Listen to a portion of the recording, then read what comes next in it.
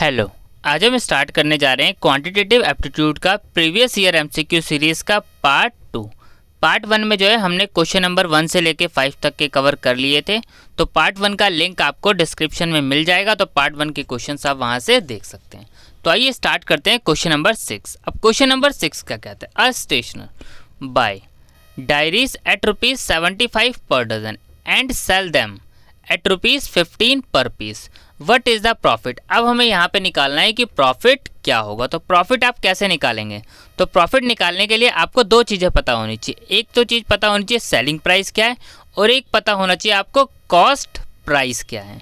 तो आपको cost price तो इसमें पता है, दे रखा है 75 पर डजन, यानी जो वैल्यू आपको दे रखी है वो दे रखी है, एक डजन आपको पता है कितना होता है, ठीक है, 12। तो यहाँ पर जो आपको वैल्यू दे रखी है, आपको कॉस्ट प्राइस दे रखा है 75 रुपीज़। कॉस्ट कितना दे रखा है? 75 रुपीज़, ठीक है, पूरे डजन का। लेकिन जो आपको सेलिंग प्राइस दिया है वो दिया है पर पीस। तो पहले आपको क्या करना पड़ेगा, इसको कन्वर्ट करना पड़ेगा किस में? डजन में। तो इसको कन्वर्ट करना है आपको डजन में, तो आपको कैसे करना है? पॉइंट नंबर 1, सबसे पहले कॉस्ट प्राइस हमें नहीं निकालना क्योंकि कॉस्ट प्राइस गिवन है, हमें निकालना है सेलिंग प्राइस। तो सेलिंग प्राइस कितने पर पीस है? 15 पर पीस जो है सेल किया जा रहा है, और एक डजन 12। तो 15 को जब आप मल्टीप्लाई करेंगे 12 से तो आपका आंसर कितना आएगा? 180। तो यानी जो सेलिंग प्राइस आया आपका, सेलिंग प्राइस कितना आ गया? 180। कॉस्ट प्राइस कितना है? 75। तो यानी आपको प्रॉफिट कितना हुआ? तो आप क्या करेंगे प्रॉफिट निकालने के लिए? 180 में से माइनस कर देंगे 75।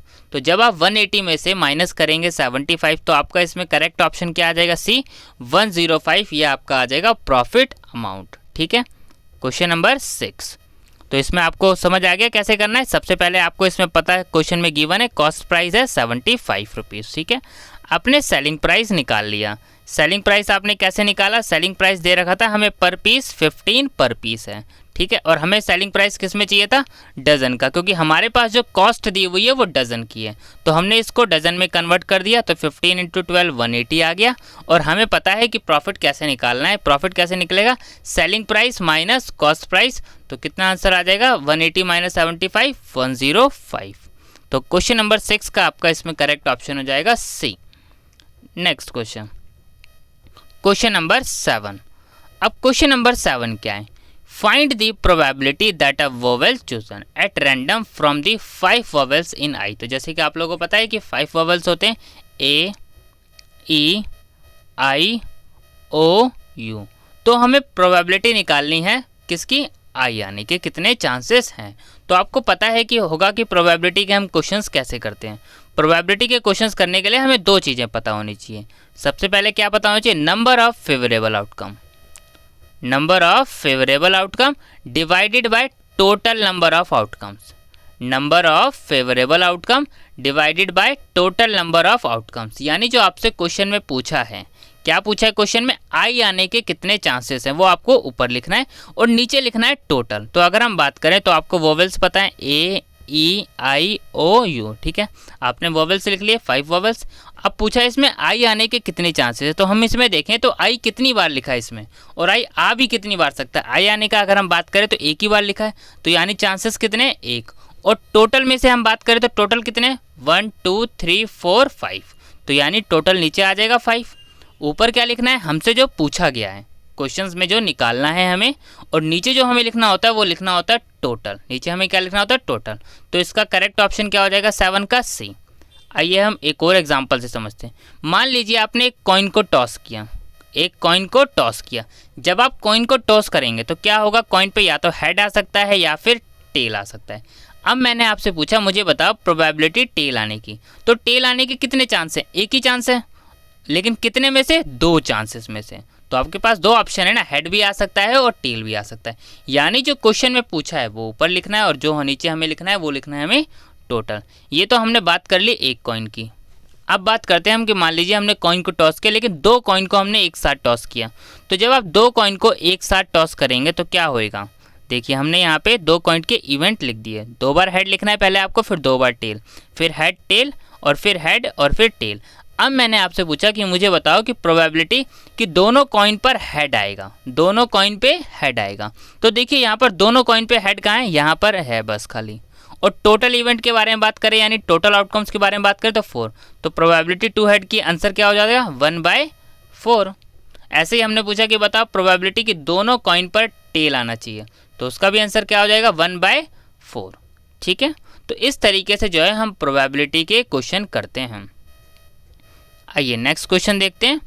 क्वेश्चन नंबर 8 देखिए अब, if the value of 42a plus 42b is equal to 7476 what is the average of a plus b। तो एवरेज निकालना है किसका a प्लस बी का, लेकिन सबसे पहले वैल्यू निकालनी पड़ेगी आपको a प्लस बी, तभी आप उसका एवरेज कर पाएंगे। तो आइए हम इस क्वेश्चन को सॉल्व करते हैं। तो आपको पता है देखिए 42a plus 42b is equal to 7476। तो ध्यान से देखिए हम इसमें तो 42 कॉमन आ जाएगा, 42 कॉमन आ जाएगा, ये हमारा यहाँ बच जाएगा इसमें a plus b is equal to 7476।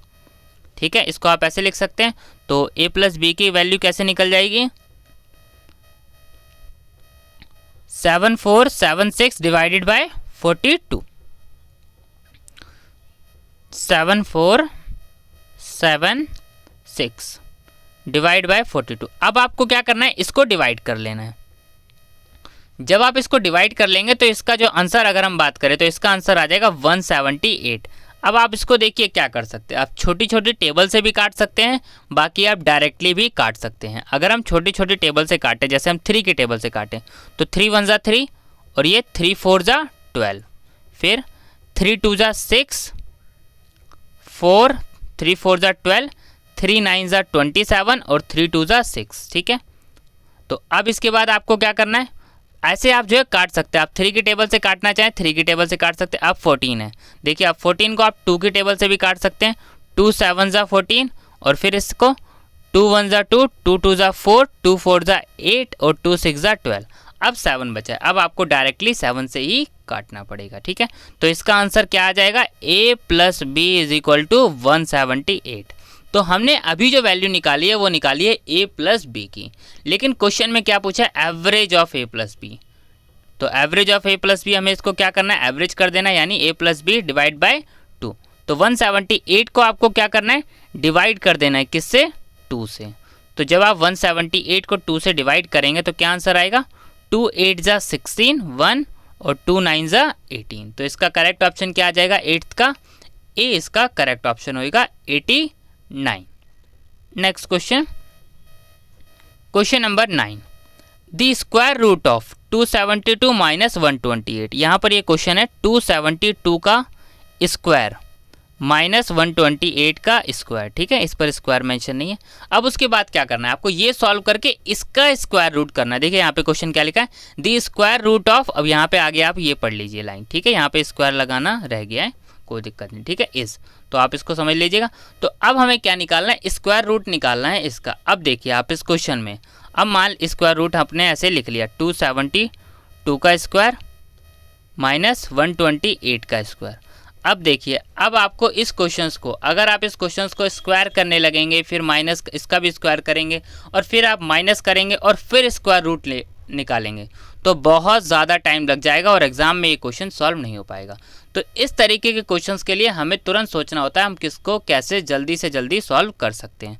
तो अगर हम इस क्वेश्चंस को देखें तो ए स्क्वायर माइनस बी स्क्वायर, ए स्क्वायर माइनस बी स्क्वायर को हम क्या लिख सकते हैं ए प्लस बी और ए माइनस बी लिख सकते हैं, यानी 272 प्लस 128 और 272 माइनस 128। तो हम इसको जो है ऐसे लिख सकते हैं 272 प्लस 128, 272 माइनस 128। अब देखिए 272 प्लस 128 कितना होता है 400 और 272 माइनस करेंगे 128 कितना होता है 144।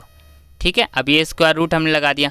अब 400 आपको पता है किसका स्क्वायर होता है, हमारा आ गया इसमें रूट में 400 और 144। ठीक है, ये बचा है हमारे पास। तो 400 आपको पता है किसका स्क्वायर होता है 20 का, आपको स्क्वायर याद रख लेने 20 तक के कम से कम।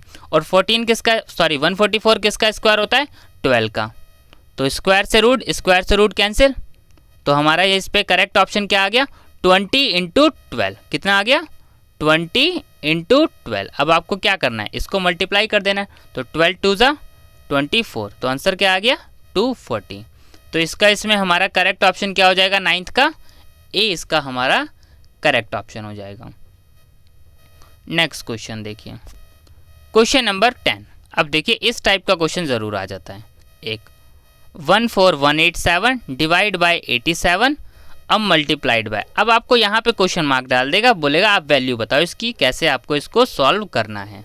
122.25 यानी आपको इसमें LHS बराबर RHS करना है। तो इसमें से कौन सी वैल्यू आप पुट करें कि आपका इसका आंसर करेक्ट आ जाए। तो इस केस में आपको क्या करना है, सबसे पहले डायरेक्टली आपको इसको डिवाइड कर देना है। 14187 को डिवाइड बाय 87, ठीक है। फिर हम सोचेंगे यहाँ वैल्यू क्या आएगी, ठीक है, जो इसके इक्वल आ सके। तो अगर हम इसको डिवाइड करेंगे तो हम इसको जो है डिवाइड अभी बात करें तो पहले आप 3 से कर सकते हैं। 3 2 ज़ा 6, 3 9 ज़ा 27, 3 4 ज़ा 12, 3 7 ज़ा 21, 3 2 ज़ा 6 और 3 9 ज़ा 27, ठीक है। अब आपको ये डायरेक्टली 29 की टेबल से ही काटना पड़ेगा। तो जब आप इसको 29 से डिवाइड करेंगे तो इसका आंसर जो आएगा वो आएगा 163 इंटू, अब आपको क्वेश्चन मार्क में क्या पुट करना है हमें ये देखना है। तो 163 जब आप डिवाइड करके ले आएंगे तब हमें सोचना है अब यहाँ क्या आएगा कि 122.5 LHS RHS हो जाए ताकि आंसर हमारा आ जाए। अब देखिए आप 163 को आप 6 से इंटू करेंगे तो सीधी सी बात है इससे ज़्यादा ही वैल्यू आनी है, तो जो कि हमें इससे कम वैल्यू चाहिए, हमें 163 से भी कम वैल्यू चाहिए। क्या 10 हो सकता है 1630, तब भी मैच नहीं होगा। तो ये दो ऑप्शन तो हमारे ऐसे ही कट गए। अब उसके बाद हमें इसमें से एक वैल्यू पुट करके देखना है जो कि इसके इक्वल हो जाना चाहिए। तो हम 163 इंटू 3/4 को पुट करते हैं, ठीक है। तो जब आप 163 3/4 को पुट करेंगे तब आप देखेंगे इसको सॉल्व करके तो आंसर आ जाएगा हमारा 122.25 इज इक्वल टू 122.25, ठीक है।